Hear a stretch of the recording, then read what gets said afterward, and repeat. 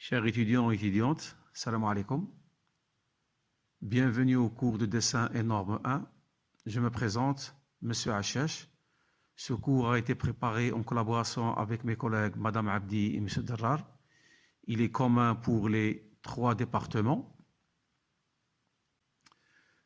Le cours en vidéo donne des détails ou bien des explications claires sur les chapitres posés sur la plateforme en fichier PDF.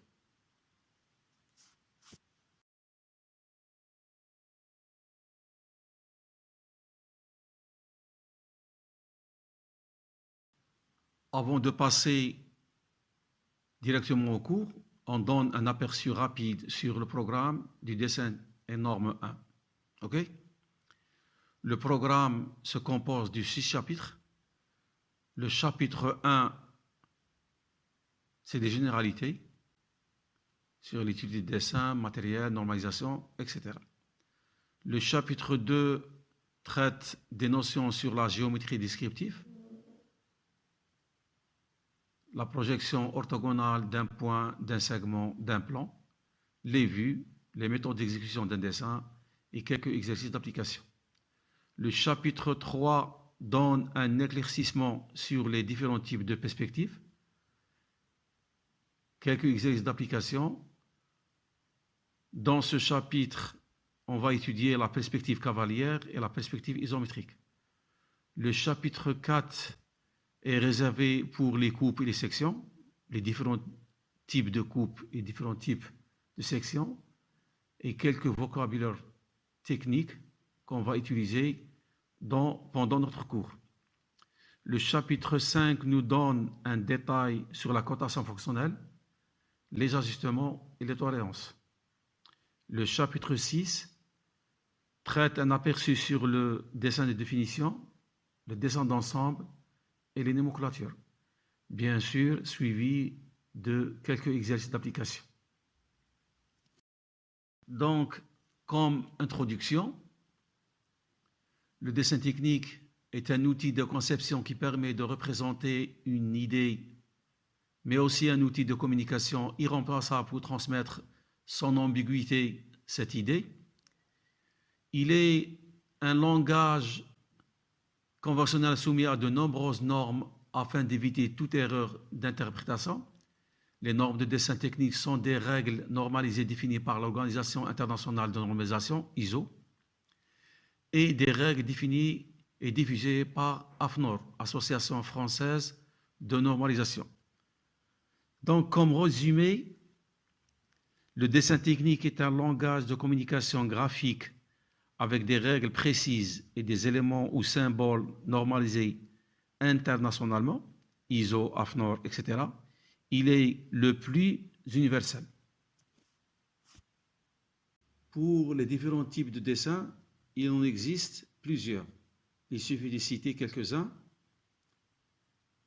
Le dessin d'observation, le dessin de presse, le dessin de caricature et enfin le dessin technique, l'objet de notre cours.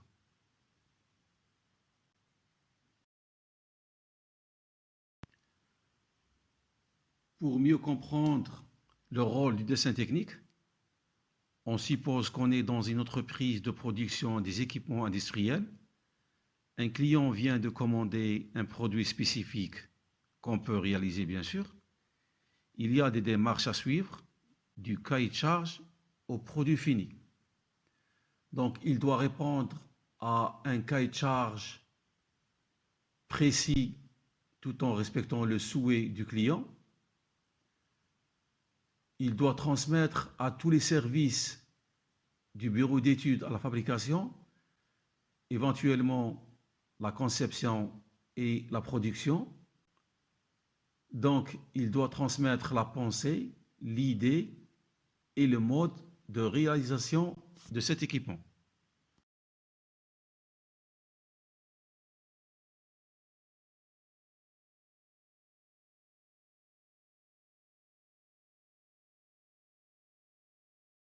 Les différents types de dessins techniques. On va citer seulement 3 types qu'on va utiliser pendant notre cours. Premièrement, le dessin d'ensemble.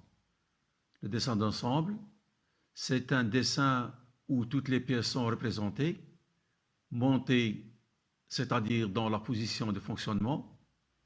Donc, il permet de comprendre comment ça marche.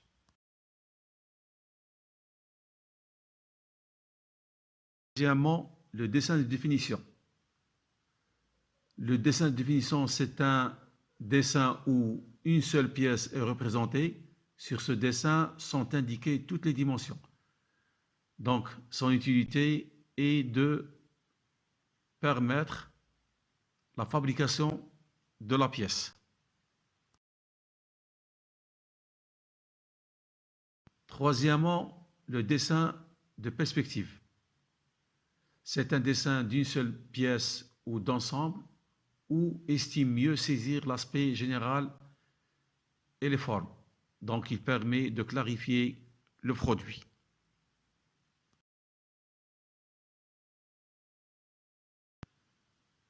Les éléments du dessin technique. Les éléments qu'on trouve dans un dessin technique sont le cartouche, les formats, le cadre et le repère d'orientation, l'échelle et la méthode de projection, la nomenclature, l'écriture et finalement les traits qu'on va détailler tout de suite.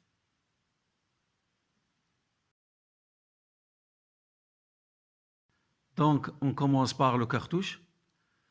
Le cartouche est un tableau de forme rectangulaire où figurent les renseignements relatifs au dessin. Il a une longueur 190 et une hauteur de 30 à 40 mm, sur lequel on va inscrire quelques informations. Donc, l'information sur la société, ou bien le nom de la société dans laquelle a été exécuté ce dessin. Par exemple, Institut de maintenance et sécurité industrielle, le nom de la pièce ou de l'ensemble des pièces représentées, par exemple arbre, l'information sur le format de dessin, format A4, l'information sur l'échelle, par exemple échelle 1.1, la méthode de projection, la méthode européenne, le numéro de dessin, 001 par exemple, et finalement le nom du dessinateur.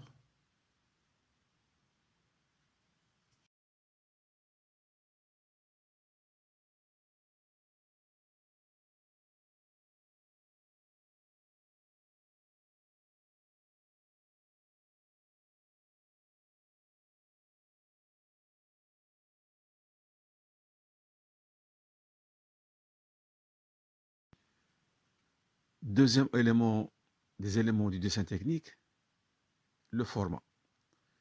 Donc le format de base est le A0 de dimension 841 par 1189, environ 1 mètre carré.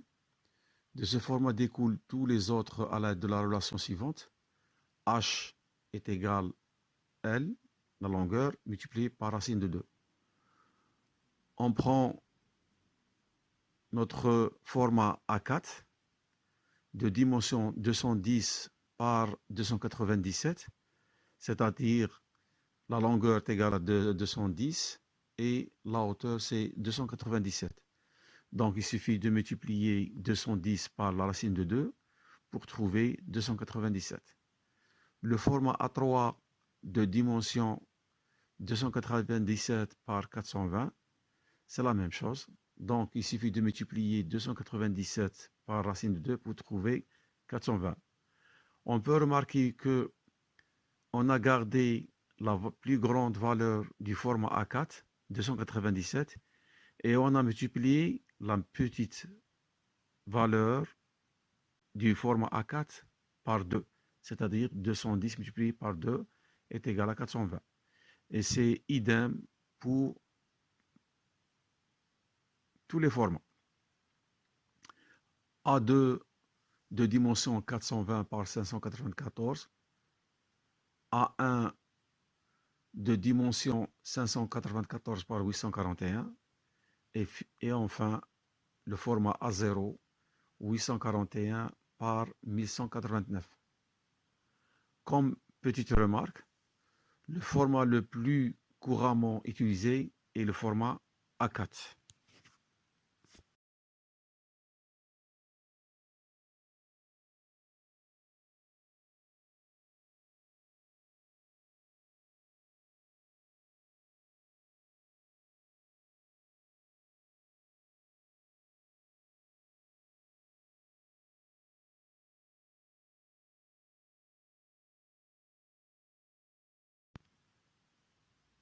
Le cadre et le repère d'orientation. Notre feuille de dessin sur laquelle on a tracé un cadre à l'intérieur, donc le cadre. Donc le cadre délimite la surface du travail sur le support. Les traits du cadre se tracent en traits continus forts. Le cadre est à 10 mm du bord de la feuille pour les formats A4, A3 et A2 et à 20 mm pour les formats A1 et A0. Le repère d'orientation. OK? Lors de l'exécution d'un dessin, un repère d'orientation doit être dirigé vers le dessinateur, soit pour le format A4 vertical ou bien le format A4 horizontal.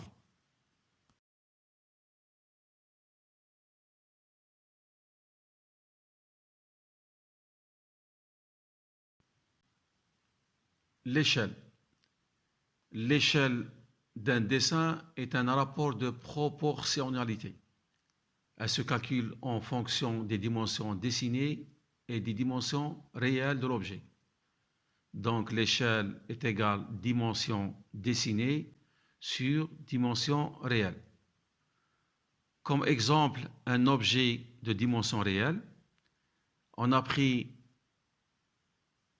une longueur qui mesure 48 mm. Donc si on mesure l'objet réel, on lit 48 mm. Cet objet, on le représente à l'échelle 1,1, c'est-à-dire les cotes réelles. Donc 48 divisé par 48 est égal à 1.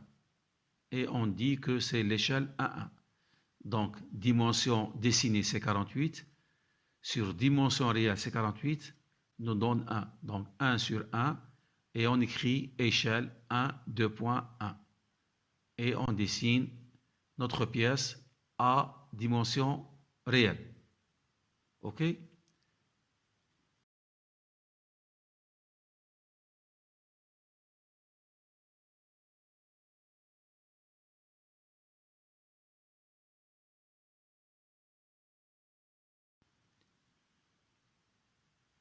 Échelle d'agrandissement. Donc à l'inverse, on peut le représenter 2 fois plus grand, c'est-à-dire agrandissement, à l'échelle de 1. Cote réelle multipliée par 2, c'est-à-dire la cote dessinée c'est 96, divisé par la cote réelle est égal à 2. Et on écrit échelle de 1. Donc un agrandissement de 2 fois. Échelle de 2.1. Et on dessine notre objet avec 2 fois plus grand que celui de l'objet réel. Donc la dimension, elle est multipliée par 2. OK?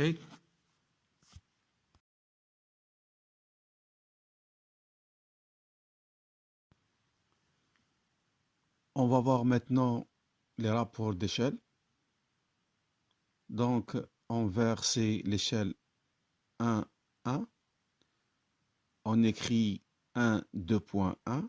Échelle 1, 2.1 veut dire notre dessin est en vraie grandeur. OK? En rouge, c'est l'échelle de réduction. Dans notre cas, c'est l'échelle 1, 2.2. C'est-à-dire toutes les dimensions sont divisées par 2. En général, on écrit échelle 1, 2.x, veut dire réduction, avec x strictement supérieur à 1. En noir, c'est l'échelle d'agrandissement. Dans notre cas, c'est l'échelle 2, 2.1, c'est-à-dire que toutes les dimensions sont multipliés par 2 et en général on écrit échelle x 2.1 veut dire agrandissement avec x strictement supérieur à 1. Comme petite remarque, les valeurs des cotes inscrites sur un dessin donnent les vraies grandeurs des dimensions de l'objet. Cela veut dire que sur notre dessin, l'échelle n'influe pas sur la valeur, donc on mentionne sur le dessin la valeur réelle, quelle que soit l'échelle.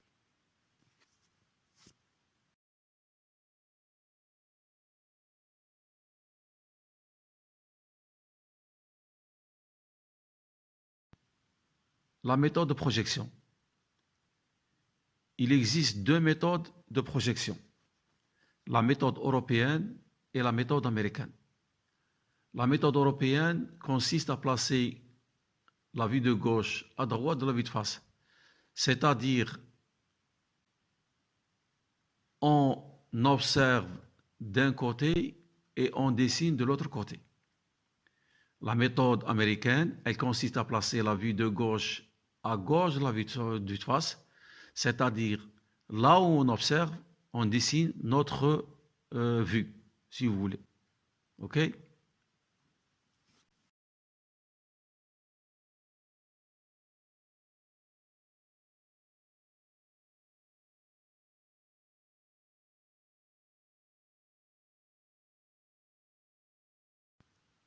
Comme élément du dessin technique, la nomenclature. Si vous voulez, c'est la liste complète des éléments qui constituent un ensemble ou un mécanisme. Sa largeur est la même que celle du cartouche au-dessus duquel elle se place. Donc, une nomenclature comprend 5 colonnes. La première colonne, c'est le repère de la pièce. La deuxième colonne, c'est le nombre de pièces ayant le même repère. La troisième colonne, c'est le nom de chaque pièce repérée, c'est-à-dire sa désignation. La quatrième colonne, c'est la matière de la pièce, de chaque pièce repérée. Et enfin, des observations éventuelles. On donne comme exemple pour la nomenclature, on prend par exemple le repère 1.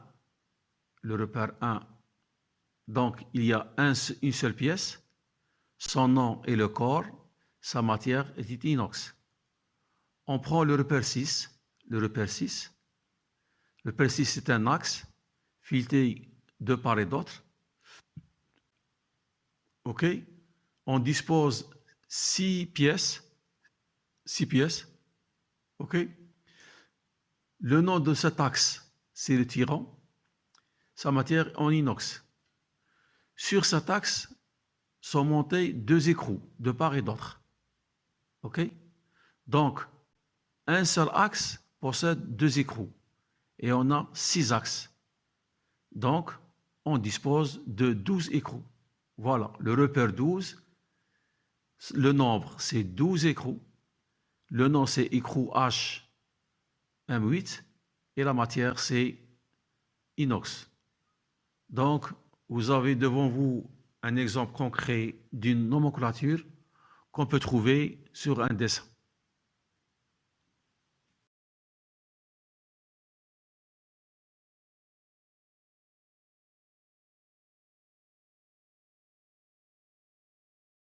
L'écriture. Sur un dessin technique, on utilise une écriture normalisée. En dessin manuel, les écritures sont réalisées à l'aide d'un trace-lettre. OK?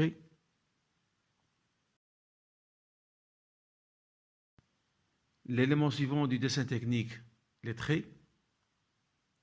Dans un dessin technique, chaque type de ligne possède une signification propre. Ces lignes se distinguent par une épaisseur ou une forme particulière. Le dessin dessiné ci-dessous en 2 vues servira dans les pages suivantes à illustrer les principales lignes que l'on rencontre en dessin technique. Le trait contour continu fort, on le retrouve dans les arêtes et le contour vu. Donc la ligne de contour vu est faite d'un trait continu qui représente les formes visibles des objets. C'est un trait fort. Sa largeur est choisie pour bien mettre cette forme en évidence. Le trait continu fin. On trouve le trait continu fin dans les hachures pour montrer que cette pièce est coupée et dans les lignes de cotation.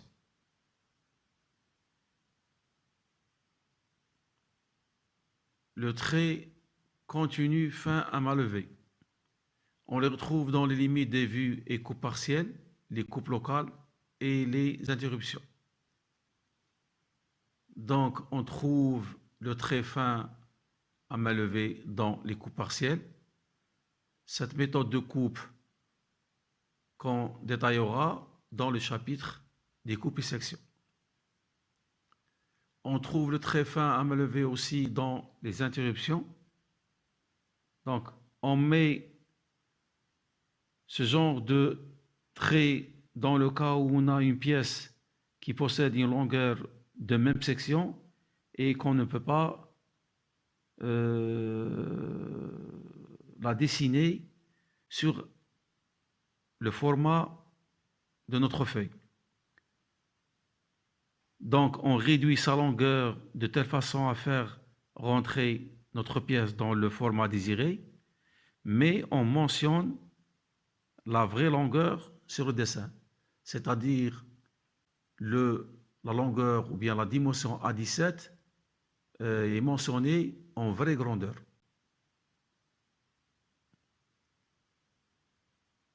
Interrompu fin. On trouve le trait interrompu fin dans les arêtes, les contours cachés et les fonds de filet cachés. Donc, on trouve le trait interrompu fin dans les contours cachés. OK?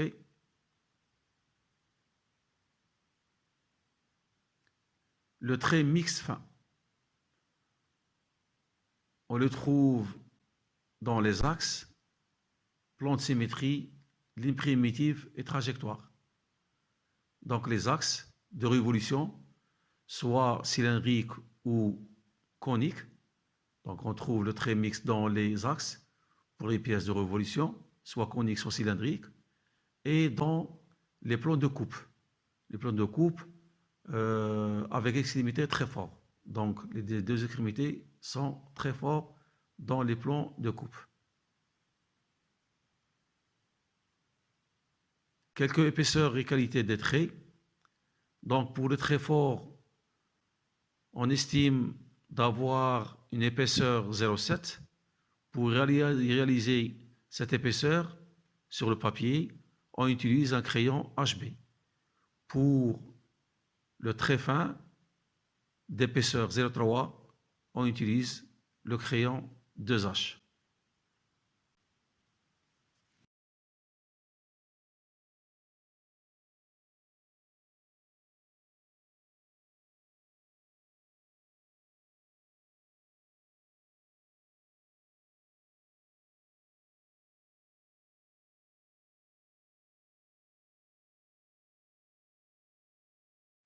Quelques matériels et équipements usuels utilisés dans le dessin technique. OK. Donc, nous, dans notre séance de TD, ou bien TP, on va utiliser équerre 60-30, règle graduée de 300 mm, un compas, un crayon ou bien porte-mine, et finalement une gomme.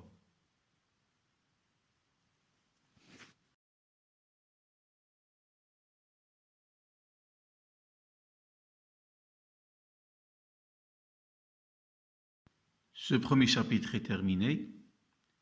J'espère que vous avez appris quelque chose.